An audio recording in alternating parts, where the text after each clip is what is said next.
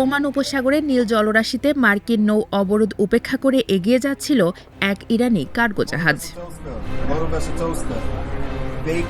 900 foot লম্বা এই বিশাল cargo জাহাজটির নাম তুস্কা।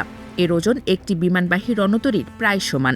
জাহাজটি যখন গন্তব্যে যাচ্ছিল ঠিক তখনই শুরু হয় সংঘাত। মার্কিন রণতরী থেকে জাহাজটির দিকে ধেয়ে আসে একের পর এক গুলি।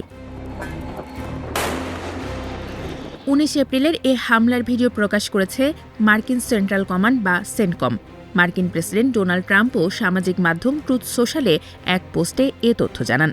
তিনি বলেন, ইরানের জাহাজটি মার্কিন নৌ অবরোধ ফাঁকি দেওয়ার চেষ্টা করলে ওমান উপসাগরে গাইডেড মিসাইল সজ্জিত মার্কিন রণতরী ইউএসএস প্রিন্স এর পথরোধ করে। ট্রাম্প আরও বলেন, জাহাজটিকে থামাতে প্রথমে সতর্ক করা হয়েছিল, কিন্তু ইরানি নাবিকেরা সে নির্দেশ না মানায় জাহাজটির ইঞ্জিন রুমে হামলা চালায় মার্কিন নৌবাহিনী।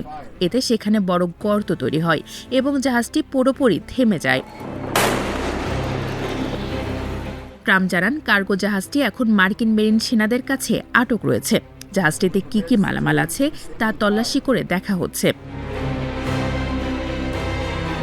এদিকে ইরানের এই জাহাজ আটকের ঘটনাকে যুদ্ধ ঘোষণার শামিল বলে মন্তব্য করেছেন মার্কিন চিন্তন প্রতিষ্ঠান আটলান্টিক কাউন্সিলের জ্যেষ্ঠ উপদেষ্টা হারলান উলমান।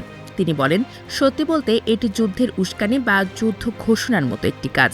আপনি চাইলেই এমনটা করতে পারেন না। হারলান আরও বলেন, আন্তর্জাতিক আইনের দৃষ্টিকোণ থেকে যুক্তরাষ্ট্র যা করেছে বা করে আসছে তা মূলত যুদ্ধ ঘোষণারই শামিল। তবে মার্কিন কংগ্রেস মনে হয় বিষয়টি সেভাবে মেনে নিতে চাইছে না। জাহাজ আটকের খবরের সত্যতা নিশ্চিত করে ইরান জানিয়েছে, এই ঘটনার শিগগিরই পাল্টা জবাব দেওয়া হবে।